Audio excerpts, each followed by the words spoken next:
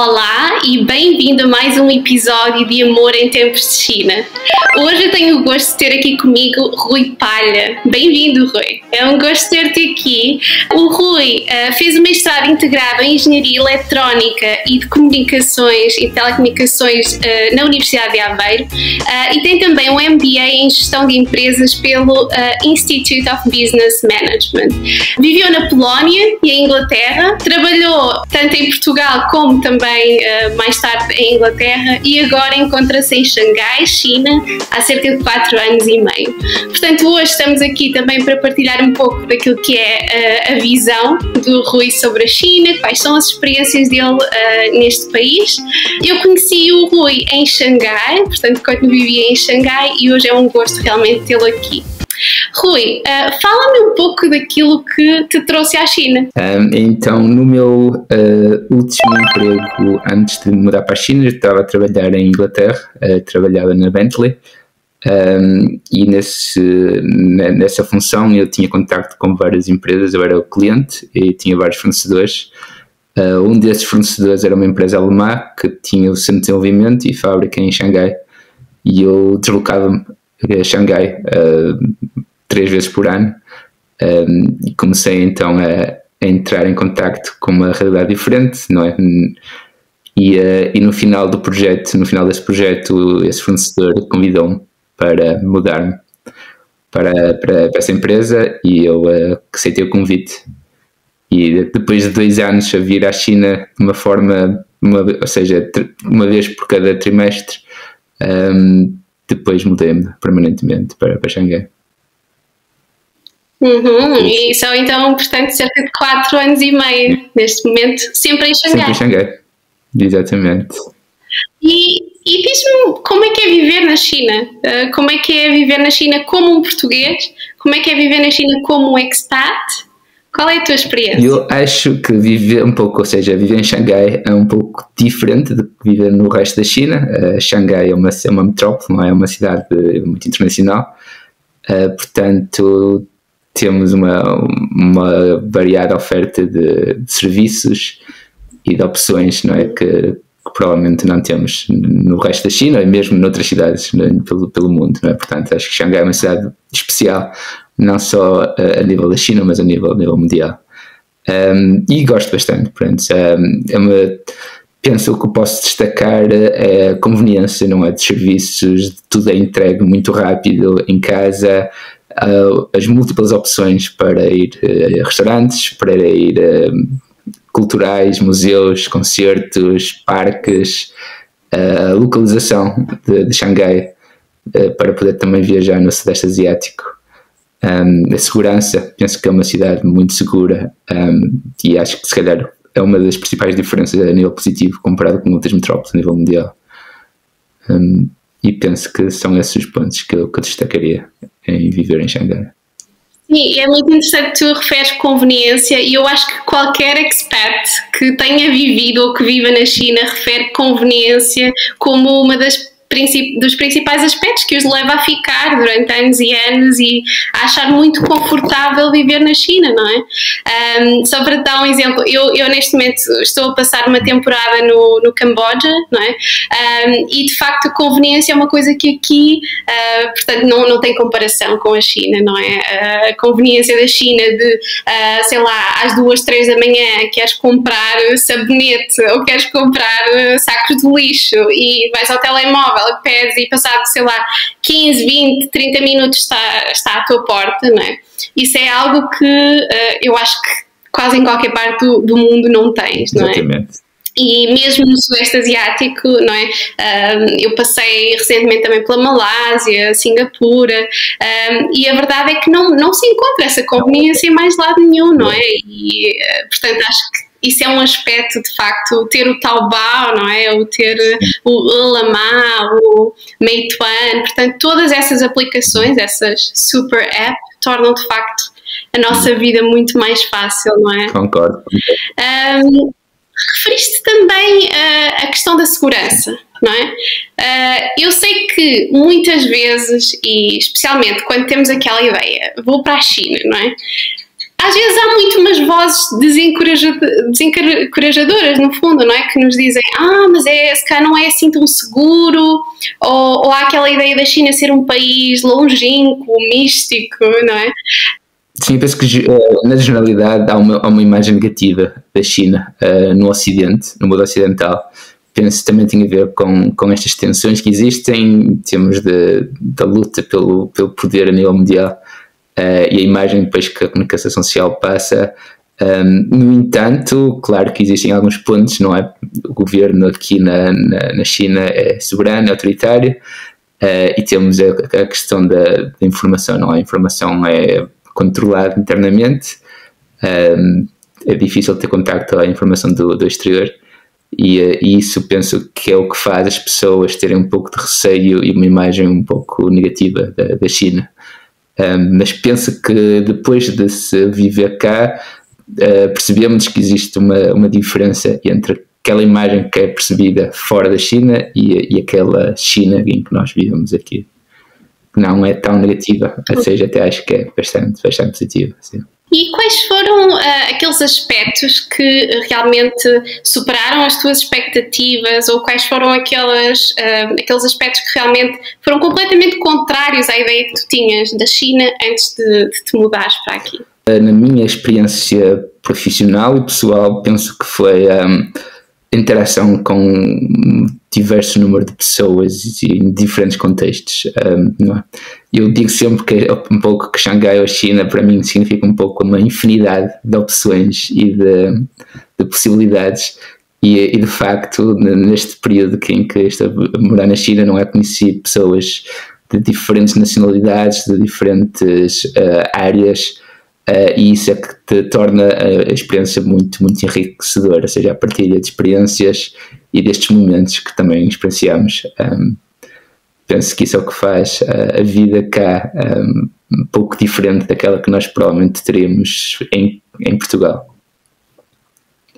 Sim, e é interessante que dizes isso, porque eu costumo chamar a Xangai, particularmente, uma zona de conforto, não é, na China, porque acaba por ser assim, quer dizer, aquele local na China, aquela cidade que é extremamente internacional, onde tu podes conhecer pessoas de todas as partes do mundo, não é? E talvez não só Xangai, não é? Eu acho que as grandes cidades na China, de um modo geral, não é? Já são de algum modo internacionais, apesar de nos últimos 3 anos ter havido esta tendência, não é? Num sentido um bocadinho oposto, não é? Com as restrições e o facto dos estrangeiros estarem impedidos de estar no país.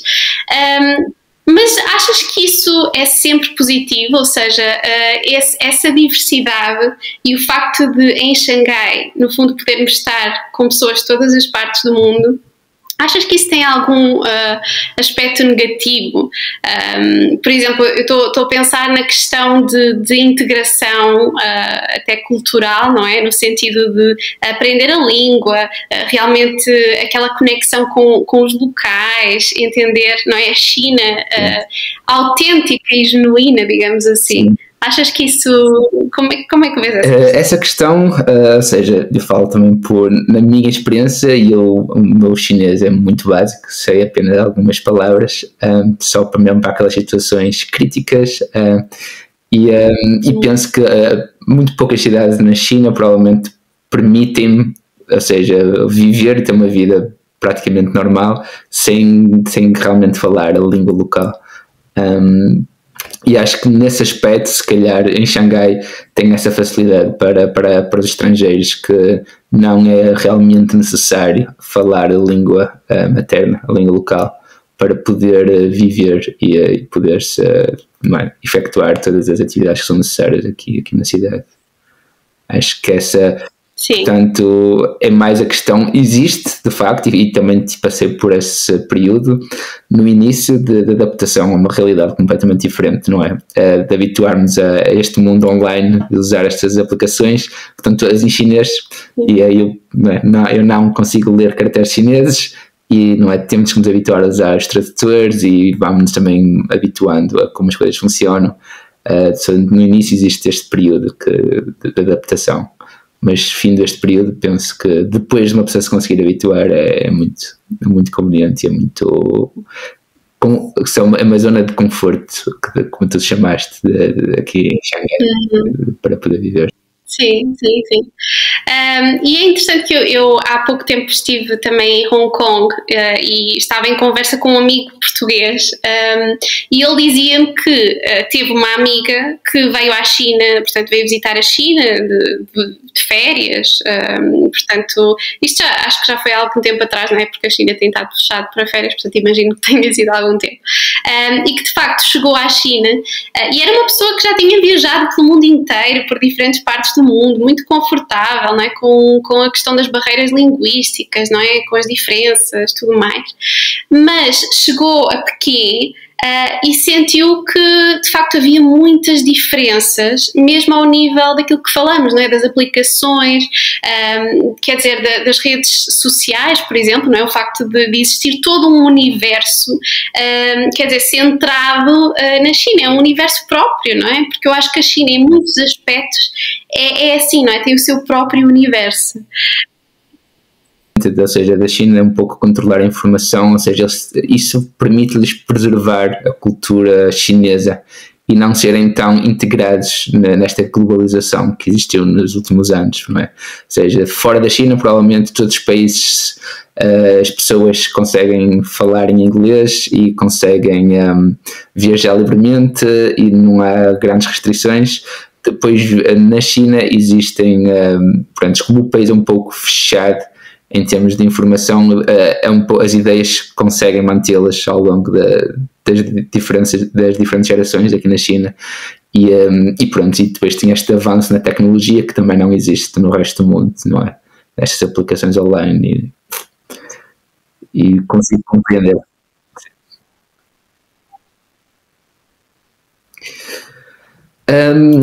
Essa é uma questão muito interessante. Claro que, ou seja, a mentalidade chinesa, e nós observamos isto num contexto de trabalho, ou seja, eles são muito focados no trabalho, não é? A sociedade chinesa em si é uma sociedade que está direcionada para trabalhar, não é? Eles vivem, não é? O objetivo deles é prosperar, e para prosperar sabem que têm que trabalhar árduo porque a competitividade é grande, eles são muitos e têm mesmo que se esforçar para conseguirem diferenciar-se, e isso faz também com os recursos que eles têm, não é? Que têm tido uma evolução muito rápida e muito acentuada, especialmente nos últimos anos. E isso acontece um pouco na China, é mais difícil acontecer noutros países, primeiro pelo número de pessoas e depois pela organização e pela estrutura também, ou seja, o facto de terem só um governo com umas ideias, ou seja, não é? Eles seguem este plano e não existem as dúvidas se vai avançar ou não.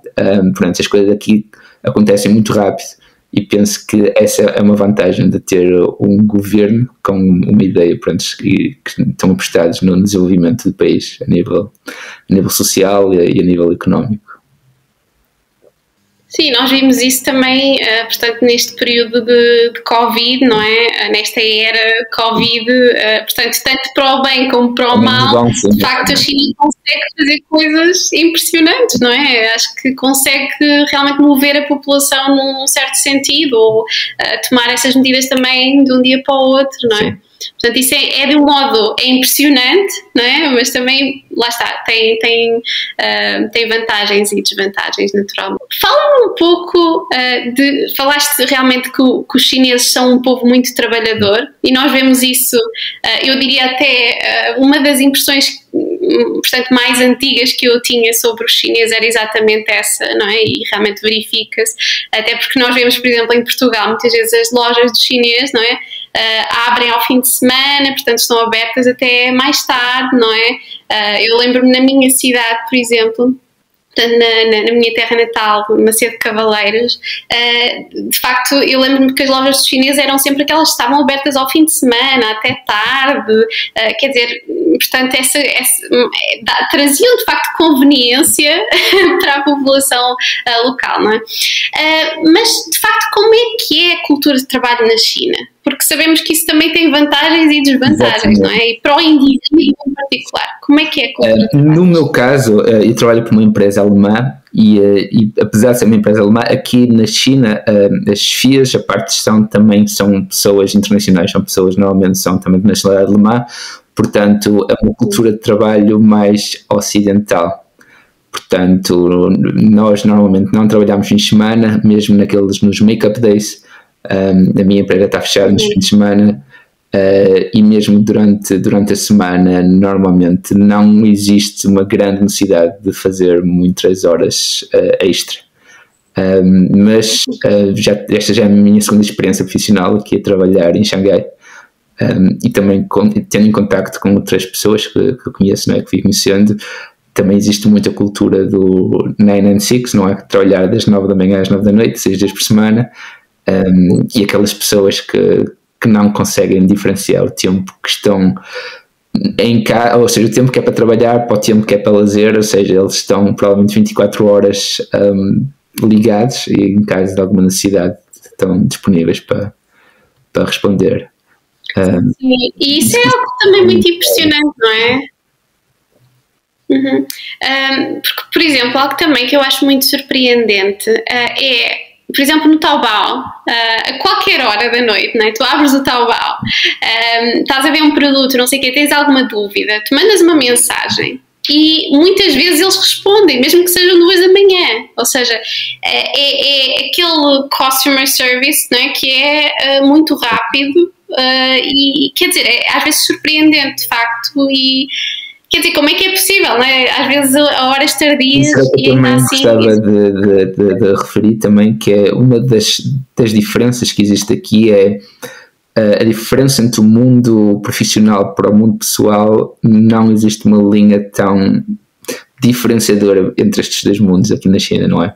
E nós temos esse exemplo, não é? Nós temos a aplicação WeChat na China, não é?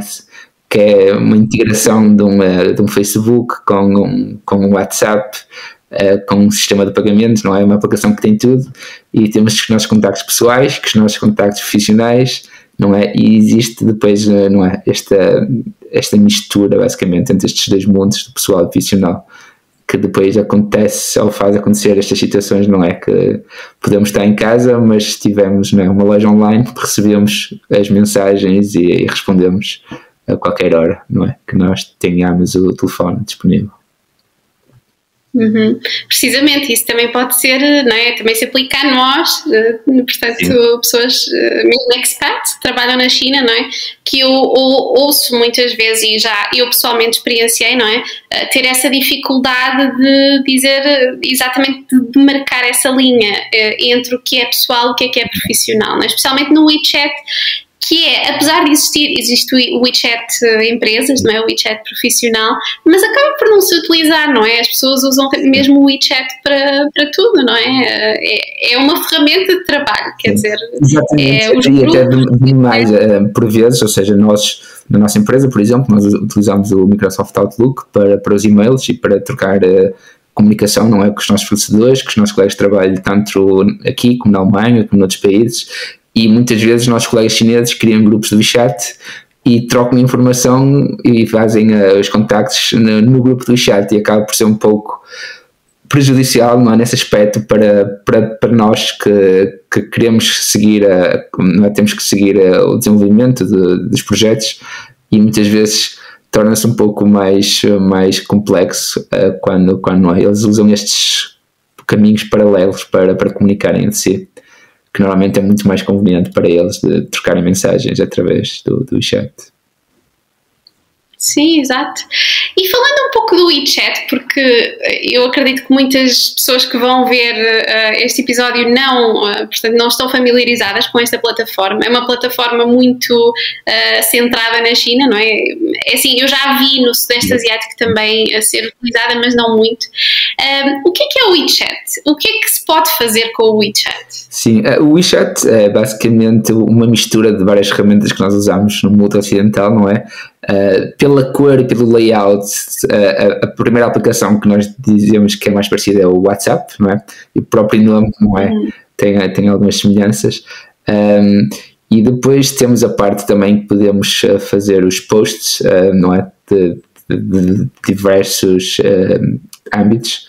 E nesse aspecto já é um pouco como o Facebook ou como o Instagram, em que depois podemos receber comentários e os likes dos nossos contactos.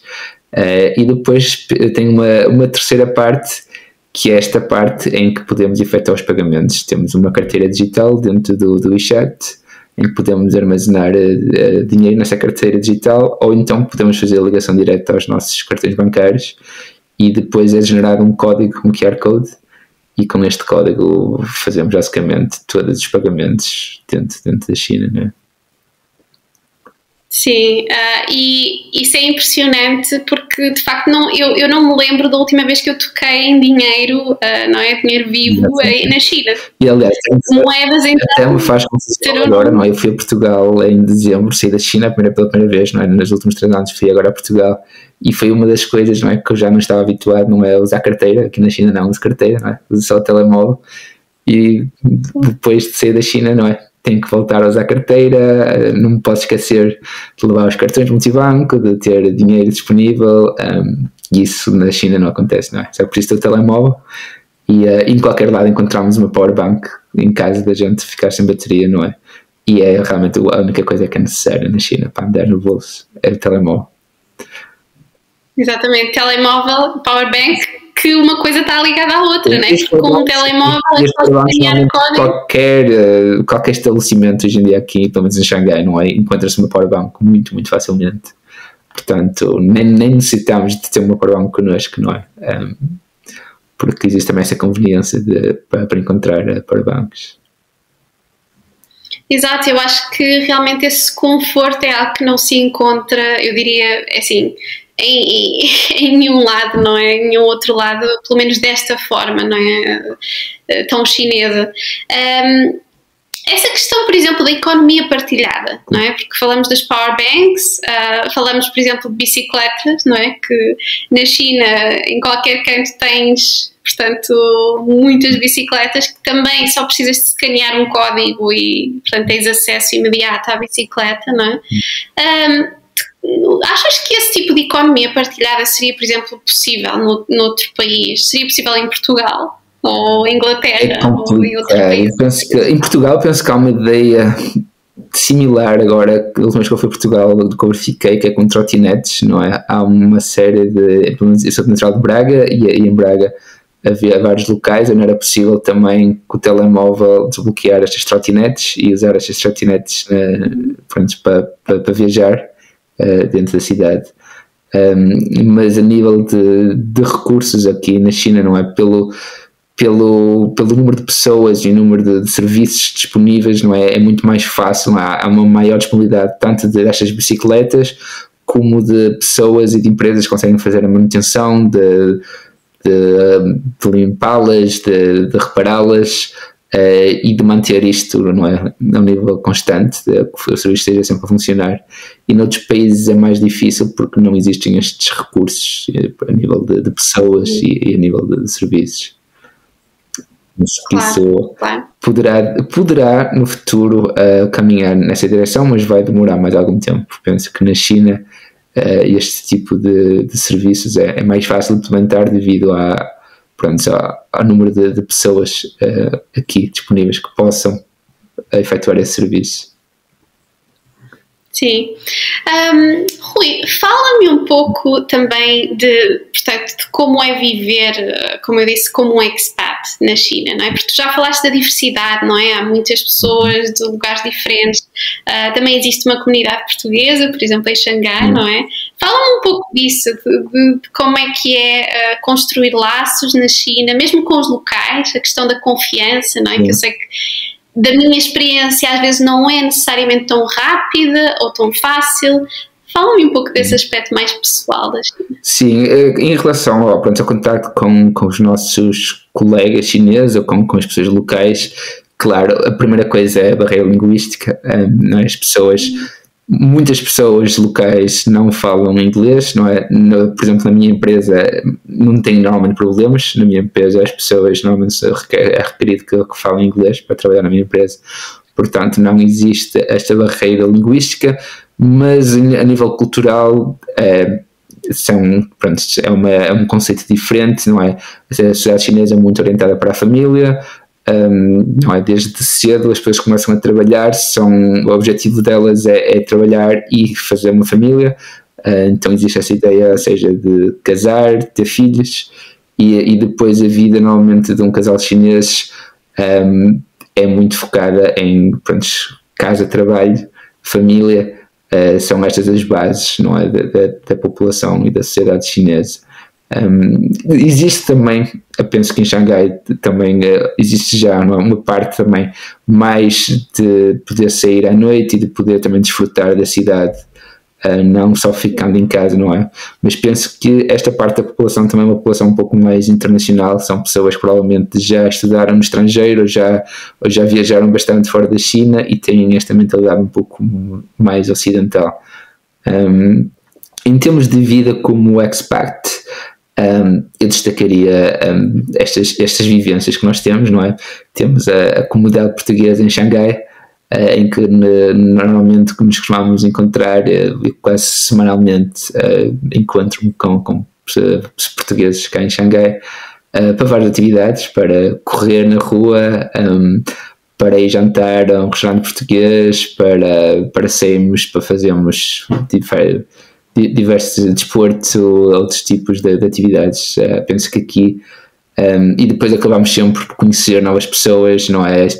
Nós saímos com umas pessoas que vamos encontrar com outras a seguir, não é? Existe sempre esta espontaneidade. Penso que é uma das coisas que eu gosto também cá em Xangai, não é? Que é muito fácil de acontecer, porque apesar também de ser uma cidade muito grande, esta comunidade mais internacional está um pouco mais reduzida, um pouco mais centralizada, portanto nós acabamos por visitar e rever as mesmas caras, apesar de irmos a diferentes sítios. Portanto, esta comunidade internacional vai estar mais disponível em certas áreas da cidade e em certos tipos de locais e de atividades que nós costumamos. Acaba por ser uma bolha, não é? De alguma forma, não é? Lá está, com os seus aspectos positivos, não é? Porque eu acho que é muito importante também, e estávamos a falar da comunidade portuguesa, não é? Eu acho que nos dá ali também uma certa força, não é? Eu acho que é muito interessante estar num país, não é? Tão diferente e tudo mais, mas às vezes há aquela necessidade também de contacto com algo que nos é mais familiar, não é? Eu acho que a comunidade portuguesa, no fundo, proporciona esses momentos. Ajuda bastante, não é? Porque temos, a comunidade portuguesa, nós temos as mesmas, tivemos a mesma tipo de educação e partilhamos os mesmos valores, e ajuda-nos também, não é? A estar num país que tem um conceito diferente de vida. E nos momentos bons ou menos bons, não é? Temos suporte nos momentos menos bons e podemos partilhar os momentos bons com estas pessoas e ajuda também a fortalecer estes laços de amizade que acabamos por criar, e especialmente penso que mais fortes com a comunidade portuguesa por serem, pronto, mais próximos daquilo que dos nossos valores. Claro, é quase uma pequena família, não é? Exatamente. Rui, qual foi o momento mais feliz que já viveste na China? Eu penso que mais feliz eu não destacaria um momento, eu destacaria vários momentos de felicidade, e penso que são, normalmente, se eu pensar nestes momentos, são sempre os momentos de partilha com outras pessoas. São estas atividades, estas festas, estes jantares que tivemos, em que tivemos realmente muitos bons momentos de convívio, e penso que isso é o que eu tenho de realçar de mais positivo de cá. É conhecer novas pessoas, de poder partilhar estas experiências com novas pessoas, de fazer diversas atividades e conhecer, pronto, e depois fazer amigos. Penso que isso é a parte que eu diria que é, para mim, a nível pessoal, a parte que eu desfruto mais cá em Xangai. Ok. E eu pessoalmente sinto que Xangai é, assim, é uma cidade extremamente interessante para, como tu disseste, conhecer pessoas, para não é, abrir um pouco os horizontes a nível cultural, a nível, não é, tem essa oferta cultural riquíssima, há sempre coisas a acontecer, há sempre novidades. Mas tu não achas que de vez em quando isso também, de certo modo, digamos que é um bocado distrativo porque no fundo não... Aquilo que eu estava a sentir em Xangai é que de facto, com sempre tantas coisas a acontecerem, estamos sempre ocupados, não é? Comparando, por exemplo, com pessoas que se calhar estão, digamos, em Portugal, não é? Portanto, pessoas que nunca saíram, que são mais focadas se calhar na família, não é? Num meio mais, portanto, pequeno. Talvez não é, já tenham, muitas delas se calhar já casaram, já têm filhos, portanto já estão mais focados nesse lado, nesse aspecto da vida. E eu sinto que em Xangai isso não acontece tanto, ou seja, Xangai, eu sinto que os meus amigos, raramente, portanto eu tive amigos em Xangai que se casaram, por exemplo, não é? Ou seja, eu acho que Xangai se calhar não é uma cidade para estabilizar, ter família, pelo menos da minha experiência. O que é que tu achas? Eu concordo. Eu penso que Xangai é uma cidade muito dinâmica e aquilo que também já referimos anteriormente, de facto de ser muito competitivo o mercado de trabalho, ou seja, as pessoas trabalham bastante, depois há a deslocação para ir trabalhar durante o dia, o custo de vida cá, ou seja, faz também com que não seja fácil para as famílias para terem filhos, para poder, ou seja, conciliar a vida profissional com a vida pessoal e esta logística de tomarem conta dos filhos, irem trabalhar. Alguns expatriados conseguem ter alguém para tomar conta dos filhos, ou não é? E existe também já alguma conveniência que as escolas vêm buscar as crianças a casa e levam-os a casa através dos transportes da escola. Mas é uma cidade que de facto, para quem cá está, é difícil. Ou seja, existem famílias que penso que quando se mudam para Xangai, que já vêm casados e acabam já por ter filhos, e a família continua, pronto, a viver cá em Xangai e desfruta da vida em Xangai.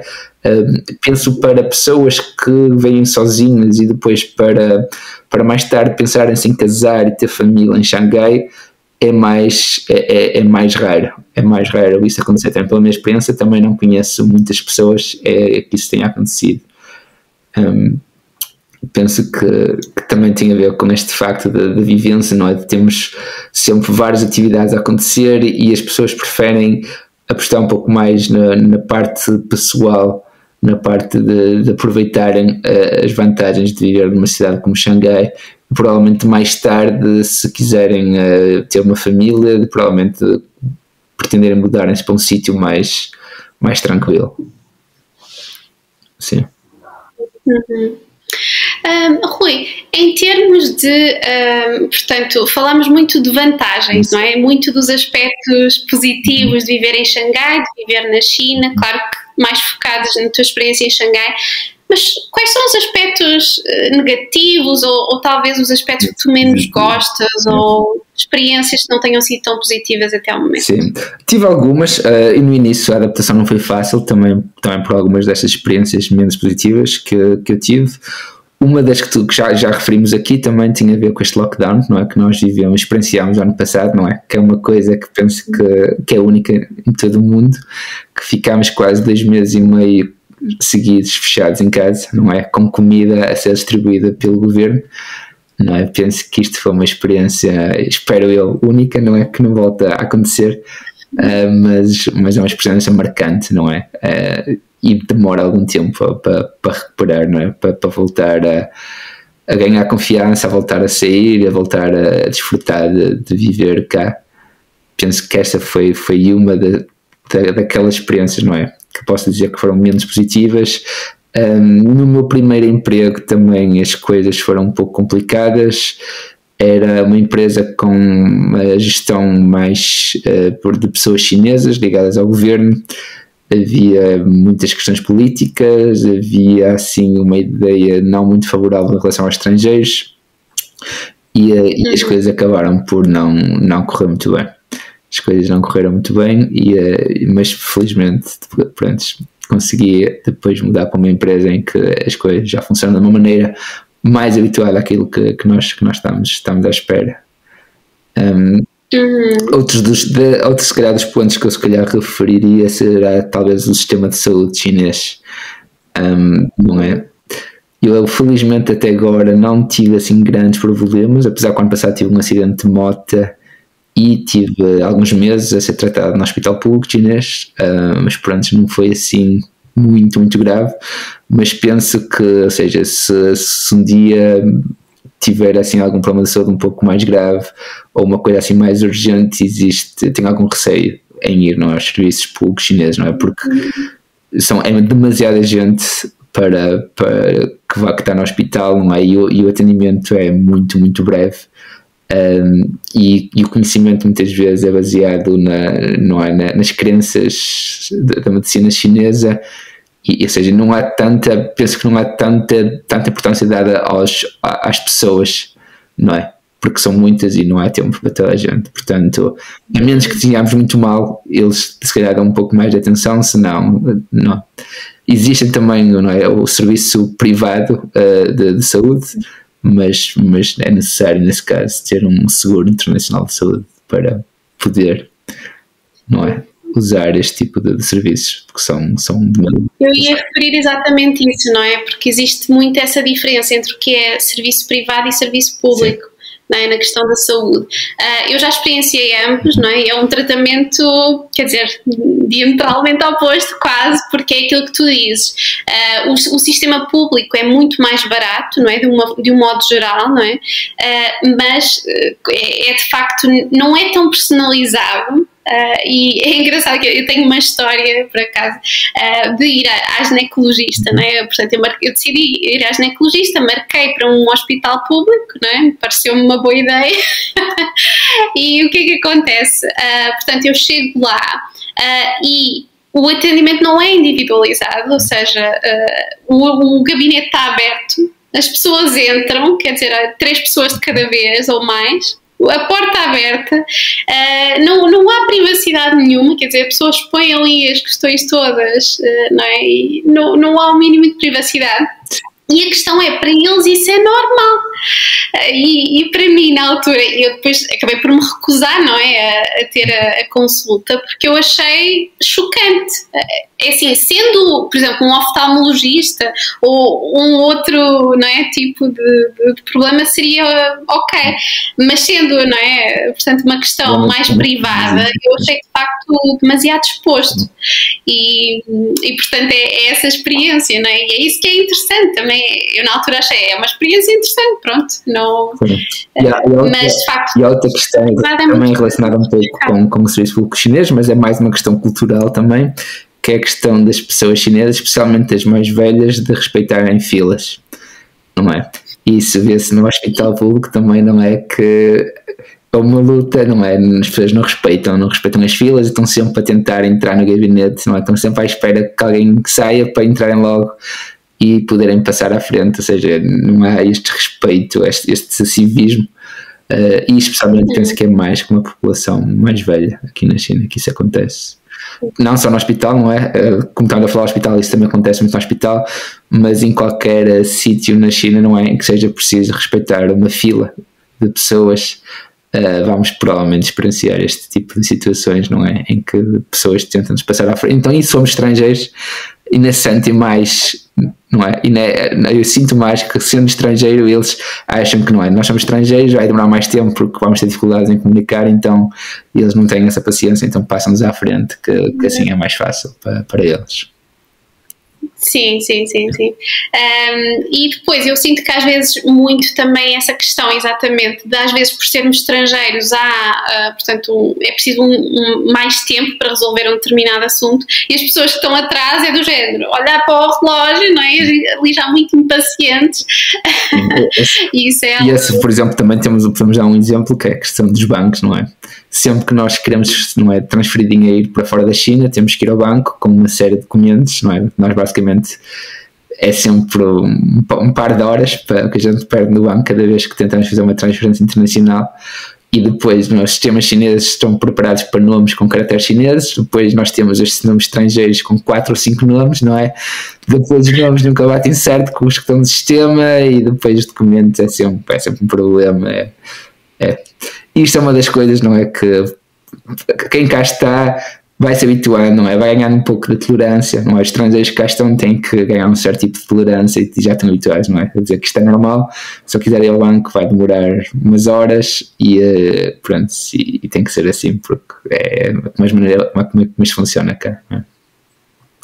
Sim, essa questão do nome é algo às vezes ridículo, porque eu acho que é assim, a China tem esse sistema tão centralizado que até nessas aplicações, por exemplo, nunca há essa expectativa de que seja um nome maior, há sempre, às vezes, não é, 2 ou 3 espaços para caracteres chineses para um nome curto e depois tu ficas ali naquela situação, mas como é que eu ponho o meu nome aqui, como é que eu compro o bilhete, Exatamente. como é que sim, eu... Sim, mas não estão preparados, porque os nomes chineses, não há espaço entre os nomes chineses, são normalmente caracteres chineses, e as pessoas já têm no máximo 3 caracteres chineses, portanto, esse é, não é? O sistema deles funciona bem para 90 e muitos por cento dos casos, não é? Mas para nós que não estamos nesses 90 e tal por cento dos casos é um problema.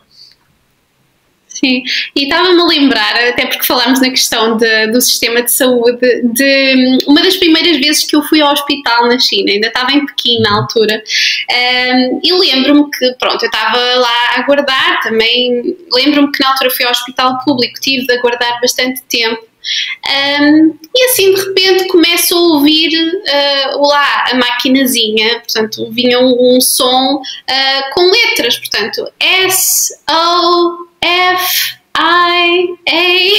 tipo assim, mas assim durante meia hora, sei lá, porque aquilo repetiu depois várias vezes, não é? Passado para aí uns 10 minutos é que eu me apercebo que estava a dizer o meu nome. Porque para já é assim, eles põem o nome no cartão, às vezes todo virado, não é? Porque para nós que temos se calhar 4, 5, 6 nomes, às vezes o nome aparece todo distorcido. Há essa questão. E depois a máquina não dizia o meu nome, não é? Ou seja, aquilo era automático, dizia letra por letra. Ou seja, eu fiquei completamente confusa e toda a gente a olhar para mim. Foi por isso que eu percebi que deveria ser, não é? Depois olhei para o ecrã e tinha lá o meu nome. Meio, pronto, deformada, mas reconheci que era eu. E essa questão do nome é realmente muito interessante, não é? Sim, não é? Um dos problemas que nós experienciamos, e também com estas aplicações online, não é? Depois, quando, por exemplo, temos que mudar o passaporte e temos que atualizar as aplicações, não é um problema depois se o nome não bate certo com as aplicações, ou como já me aconteceu também, não é? Na última vez que eu mudei o passaporte, nunca pensei, não é? Nem me lembrei da questão que tinha que atualizar o passaporte, tinha que dar os dados novos do passaporte nos bancos, e de um dia para o outro todos os meus cartões foram congelados. O WeChat deixou de funcionar, o Alipay deixou de funcionar, ou seja, de um momento para o outro fiquei com todas as minhas contas congeladas, porque não tinha ido aos bancos com o meu novo passaporte para atualizar os dados. Eu renovei o passaporte me faltava alguns meses até expirar, e eu nunca tinha pensado que se passasse a data de validade do passaporte que todos os meus sistemas aqui na China eram congelados, e assim aconteceu. Sim. Rui, portanto, de um modo geral, portanto, recomendarias a um português, a um falante de língua portuguesa, vir viver para a China? Seria algo que tu recomendavas? Sim, eu acho que depende das pessoas também, depende da personalidade de cada pessoa. Claro que vindo para a China, e especialmente no início, vai existir uma boa dose de frustração e de habituação a um modo de vida completamente diferente, mesmo para pessoas que já sejam mais habituadas a viajar pelo mundo, mas eu mesmo assim penso que é uma oportunidade única, não é? Porque não há assim uma sociedade tão singular como a sociedade chinesa. Penso que em qualquer área, penso que é uma experiência reconfortante e recomendaria perfeitamente a toda a gente que, se tiverem a oportunidade de experimentarem viver na China. Uhum.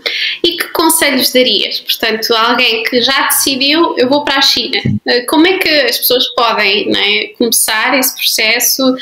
O que é que devem saber antes de vir para a China? O que é que tu dirias nesse sentido? Primeiro, se calhar, o que eu diria às pessoas é que têm para terem alguma paciência e para não desmoralizarem no início, porque no início vai custar a adaptação, e vai haver aquela frustração da comunicação, da linguagem, e tentar dizer alguma coisa, as pessoas terem uma ideia diferente daquilo que nós estamos a tentar dizer, não é? Não só pela questão linguística, mas pela questão cultural, não é?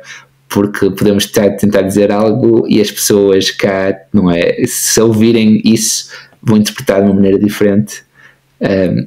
Penso que é um dos desafios para quem se muda para cá. Outra questão é a questão da documentação. É um processo moroso para conseguir ter os documentos todos, para poder autenticá-los, para depois uma coisa que me aconteceu também no início também, ou seja, nós em Portugal temos que ir ao consulado da China em Lisboa, e eu antes de mudar para a China fui diretamente ao consulado. Quando eu cheguei lá havia um papel branco no portão do consulado a dizer que naquele dia o consulado estava fechado. Na altura estava a morar em Inglaterra, ou seja, desloquei-me de Inglaterra a Lisboa de propósito e era um papel no portão verde do consulado a dizer que estava fechado. E portanto tive que voltar e não consegui fazer aquilo que era preciso.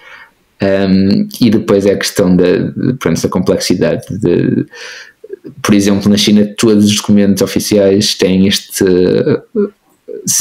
o carimbo vermelho, e nós em Portugal os nossos documentos não têm carimbos vermelhos, e então no início foi um problema porque as autoridades chinesas achavam que estes documentos não eram documentos oficiais sem terem um carimbo vermelho em Portugal.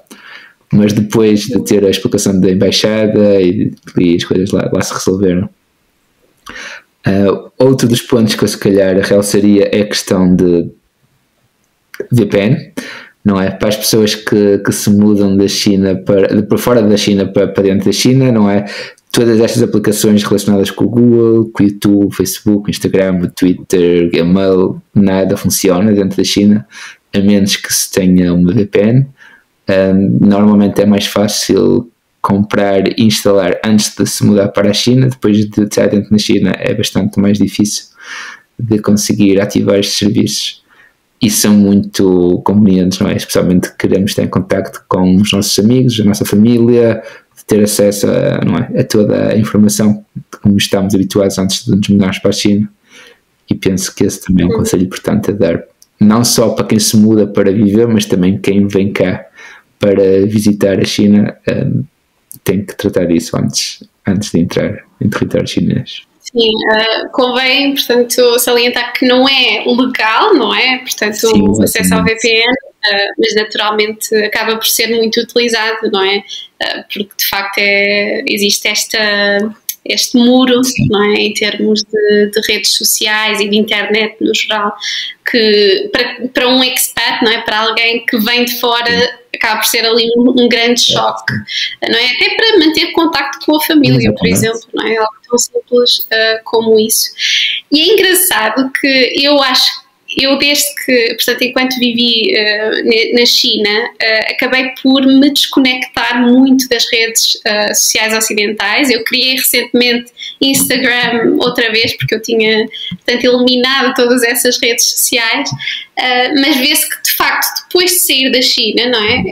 Para estar em contacto com as pessoas fora da China, quer dizer, ninguém usa o WeChat, não é? Sim. Portanto, é exatamente essa questão de dois universos separados, não é? Por um lado é a China e o seu universo, a sua internet, e o outro lado o outro universo é o resto do mundo, no fundo. Sim, fora da China. Exato.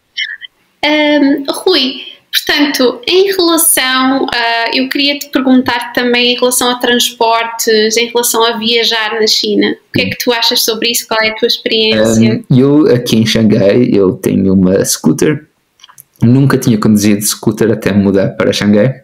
E mesmo nos primeiros 2 anos em Xangai não precisava, porque na altura a minha empresa tinha transporte, tinha um autocarro que do centro da cidade diretamente para a empresa. Então nos primeiros 2 anos que eu morei na China não precisava.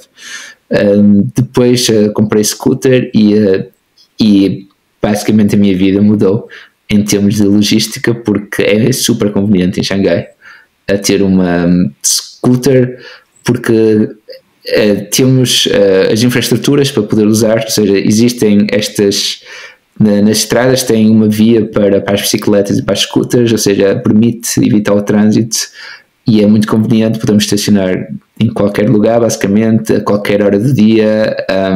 Portanto, para deslocações dentro da cidade, penso que é a forma mais fácil e conveniente de podermos deslocar-nos.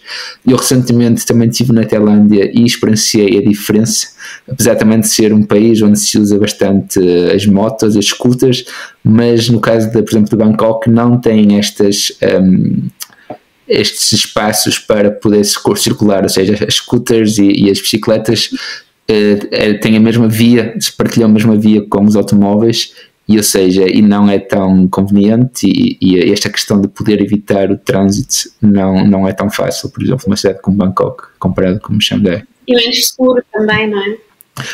Depois temos esta questão também que já referiste antes, com estas bicicletas partilhadas, não é? Existem milhares e milhares destas bicicletas espalhadas por Xangai, em que podemos em qualquer sítio começar a desbloqueá-la, usá-la e estacionar onde queremos, não é? E tem essa infraestrutura está muito bem implementada, tudo funciona online, e as bicicletas são limpas, são reparadas, são monitorizadas. Isto funciona realmente como em nenhum outro lugar do mundo. Transportes públicos, o metro também penso que é extremamente eficaz aqui na cidade de Xangai, e penso que temos neste momento 15 linhas de metro. Penso que estão expandidas, deve haver mais algumas já em construção, mas pelo menos até recentemente pelo menos 15 linhas de metro ativas. Muito fácil de usar as linhas de metro, também tem instruções em inglês, e é bastante acessível o preço do metro, não é? Comparado com outras, mesmo comparado com Portugal. Eu penso que uma viagem de metro aqui em Portugal custa 3 vezes menos do que em Lisboa, por exemplo, acho, apesar, não é? Outra das coisas muito convenientes é os carros partilhados, ou os táxis, não é? Aqui é ainda mais popular os carros partilhados, não é? Um género de Uber, aqui na China chama-se Didi, ou outras empresas que também têm serviços similares, não é? Em que podemos... Também é o seu universo chinês, exatamente, não é? Ou seja, também é uma chinesas, e também é muito, muito económica essa opção, não é? Também um táxi aqui é um carro. Aqui no centro de Xangai, muitas das vezes, não é uma distância, se calhar de 2, 3 km, custa, não é, convertido para euros, custa 2 euros, entre 2 a 3 euros, não é? E em Portugal, não é? Mesmo na minha cidade, em Braga, eu para fazer o mesmo percurso custa provavelmente pelo menos o dobro, ou se calhar o triplo, não é? Comboios também que funcionam, não é? Os comboios aqui são super rápidos, super eficientes, não é? Aqui, para poder andar de comboio, é quase o mesmo procedimento do que apanhar um voo, não é? A nível da segurança da estação de comboios, e a nível não é? Aqui é raro ver comboios atrasados, portanto aqui é uma eficácia, e também as infraestruturas são muito modernas. Os comboios circulam normalmente acima de 300 km por hora, não é? Eles têm uma linha muito grande de comboios de alta velocidade, e é muito conveniente de ir de comboio a qualquer parte da China.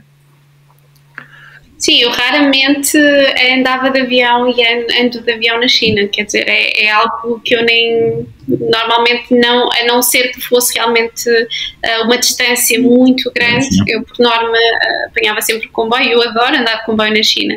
Acho que também é uma experiência muito diferente, boa, uma experiência muito diferente, né, comparada com o resto do mundo. Então, se compararmos com Portugal, nem faz sentido sequer, mas a nível tanto de preços dos bilhetes como não é, de eficácia, ou seja, não há atrasos, o tempo da viagem até é curto para a distância. Realmente penso que nesse aspecto, não é, a China também está muito desenvolvida comparada com o resto do mundo. Em termos de...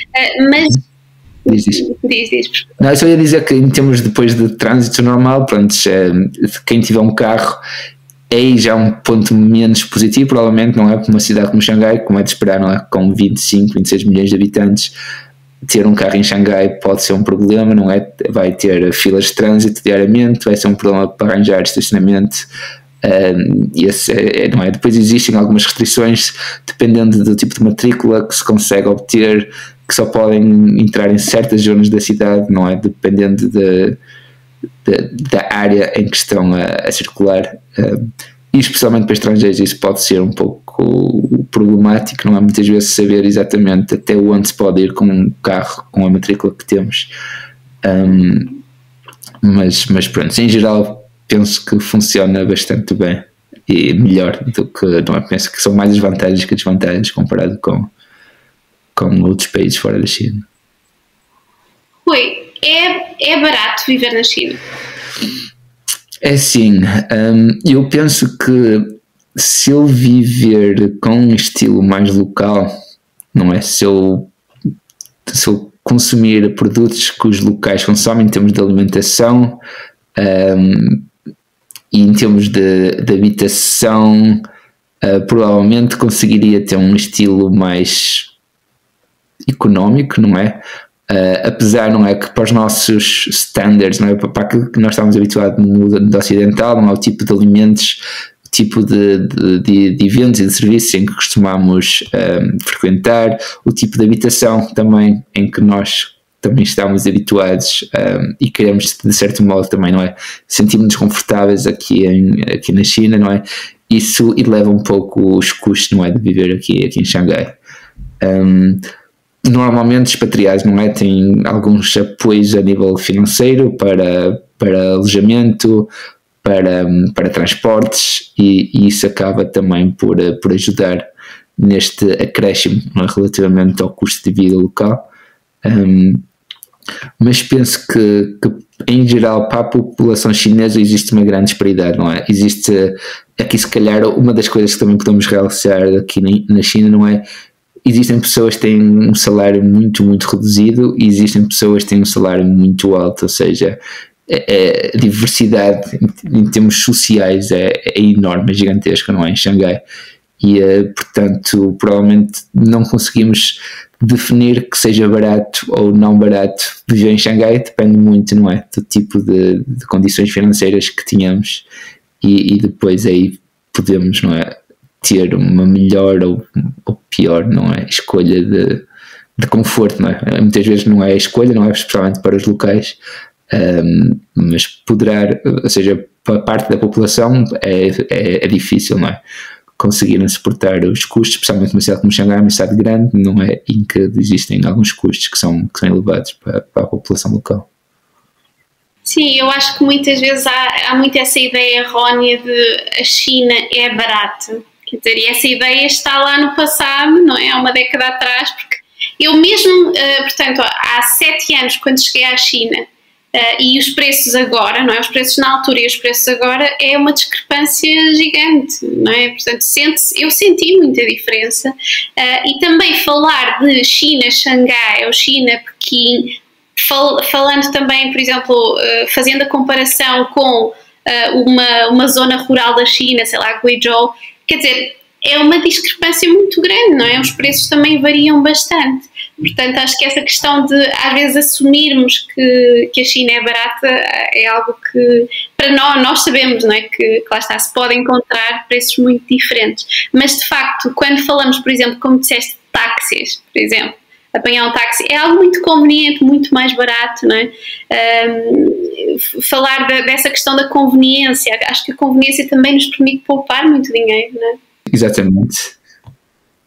E penso que nesse aspecto, ou seja, de algum modo também tem a ver com o governo chinês, ou seja, há alguma preocupação em controlar os preços dos bens essenciais, ou seja, de modo a que a população mais desfavorável também não seja afetada ainda mais, não é, pelos preços daquilo que é necessário para o dia-a-dia.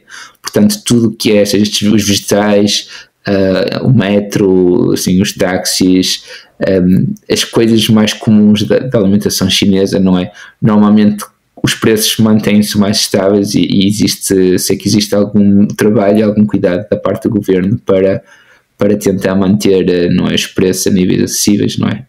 E não se notarem tanto, não é? Provavelmente para nós em que consumimos coisas estrangeiras, notamos mais o aumento destes preços, porque existe também o aumento do preço de transportes, também para o estrangeiro, e das taxas, e penso que das coisas locais isso consegue-se um pouco manter mais facilmente. Excelente.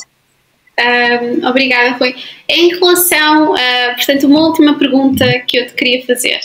Se tu pudesses voltar atrás no tempo e fazer, portanto, dar um conselho ao teu eu do passado, acabado de chegar à China, que conselho é que seria esse? Ui. Ou que conselho? É difícil, não é? É mais uma questão de dizer para estar preparado, para não desanimar, especialmente no início. E no meu caso foi uma altura difícil no início, também por causa do primeiro trabalho houve várias peripécias que não estava à espera que acontecesse, mas é mais essa questão de, não é? A gente muitas vezes acaba por criar pressão em nós próprios, não é? Temos umas expectativas e depois chegamos cá e aquilo que nós estávamos à espera não é o que encontramos, e para não desanimar, não é? Para não perder a motivação, pronto, temos que dar tempo ao tempo, temos que dar tempo a nós próprios para nos habituarmos não é? A uma realidade completamente diferente, e só com alguma insistência, alguma paciência é que depois conseguimos adaptar-nos e sentirmos confortáveis aqui em Xangai. Perfeito, obrigadíssima, Rui, foi um gosto ter-te aqui hoje. Tenho a certeza que esta conversa vai ajudar também quem me esteja a ouvir a perceber um pouco mais como é que as coisas realmente funcionam na China. O meu objetivo com Amor em Tempos de China é realmente trazer mais perspectivas sobre a China e perspectivas de quem realmente está no terreno, digamos assim, e tem um contacto com a China muito próximo. Obrigada, desejo-te um resto de uma boa noite e ficamos em contacto. Obrigado eu, Sofia, foi um prazer também fazer parte deste teu podcast. E exatamente, e ficamos em contacto e espero ver-te novamente aqui de volta a Xangai num futuro próximo.